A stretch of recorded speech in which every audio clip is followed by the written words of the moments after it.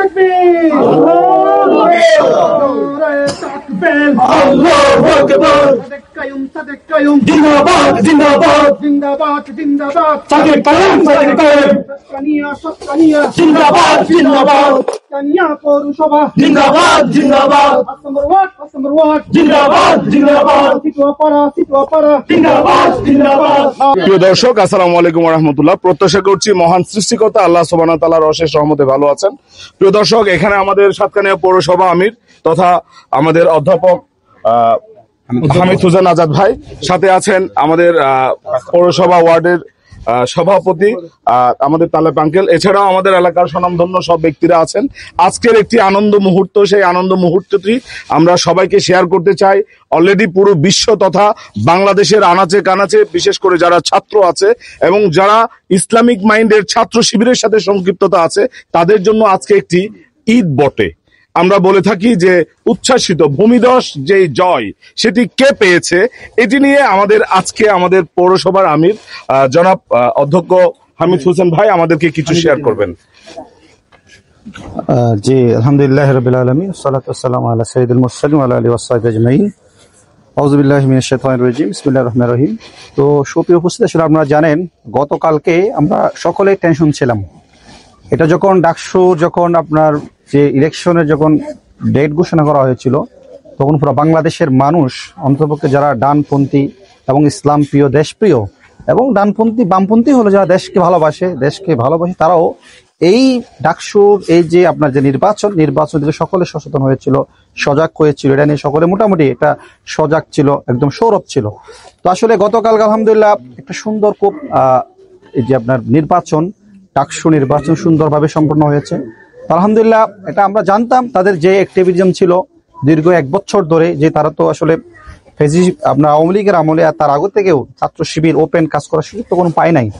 আলহামদুলিল্লাহ, যখন তারা এই যে জুলাই বিপ্লবের মধ্য দিয়ে সুযোগ যখন পেয়েছে, এবং জুলাই বিপ্লবের যে গল্প সেটা আমরা জানি, এই জুলাই বিপ্লব করার ক্ষেত্রে কাদের অবদান সবচেয়ে বেশি, তারা রিস্ক নিয়েছিল, তারা মেকানিজম করেছিল, তারা যে বিভিন্ন প্ল্যানিং করেছিল, বিভিন্ন ABCD বিভিন্ন রকমের ক্যাটাগরিতে যারা কি প্ল্যানিং করেছিল, এবং প্ল্যানিং এর মধ্য দিয়েই আপনারা জানেন যে আপনার ফেসিস আওয়ামী লীগ মনে করেছিল যে ছাত্র শিবির করেছিল, মনে করে তার টিকেও ধরেছিল, এবং যার কারণে আপনার এই যে বিপ্লবের কয়েকদিন আগে ছাত্র শিবির জামায়াত ইসলামকে নিষিদ্ধ করেছিল।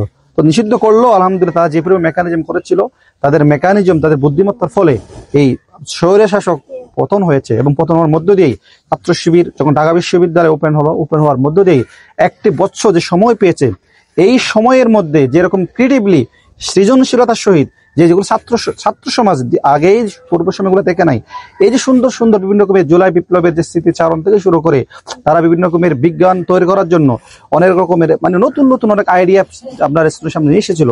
এটার মধ্য দিয়েই ছাত্র সমাজ বুঝেছিল আসলে এই দেশকে গড়তে হলে ইসলাম ছাত্র শিবির তথা সাদেক গায়ুমদের নেতৃত্বের কোনো বিকল্প নাই, এবং এটার জন্য এই যে নেতৃত্ব বেছে নেওয়ার জন্য আমরা আমরা যেটা মনে করেছিলাম এবং সেটার বাস্তবায়ন আজকে প্রতিফলন করেছে। একটা ভূমিধস বিজয় হওয়ার মধ্য দিয়েই সাদেক গায়ুমের নেতৃত্বে এই বাংলাদেশ গড়ার ক্ষেত্রে পুরো বাংলাদেশের আত্মসমাজ ঐক্যবদ্ধ হয়েছে। আলহামদুলিল্লাহ।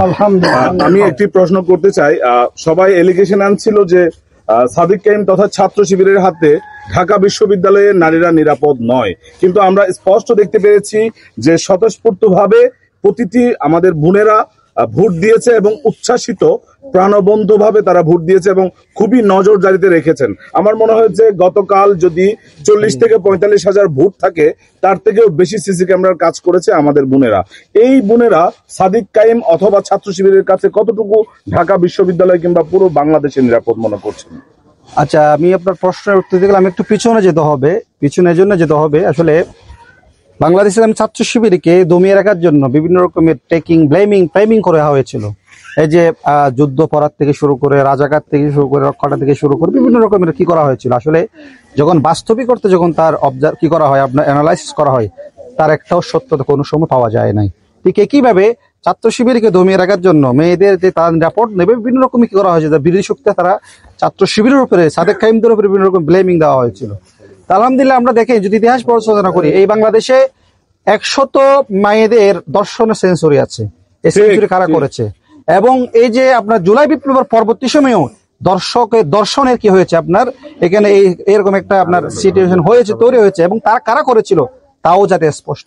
এবং ইসলাম ছাত্র শিবির তথা এদেশে দামাল ছেলেরা কখনো কি নারীদের যে সম্ভ্রম আছে এই সম্ভ্রম হানি করা, তাদের যে ইজ্জত আছে ইজ্জতের প্রতি ন্যূনতম কি করা, এরকম তাদের বিরুদ্ধে সবসময় তারা জিরো টলারেন্স।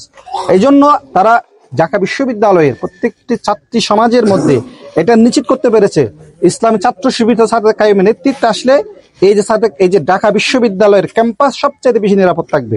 যার কারণে আপনারা দেখতে পেয়েছেন নারীরা, এবং যে জুমা উনি হয়তো ইসলামিক চিন্তা ধারণ করে না, উনি নিজে বলেছেন আমি যতদিন থাকবো ততদিন ইসলামী ছাত্র শিবিরের সাথে থাকবো।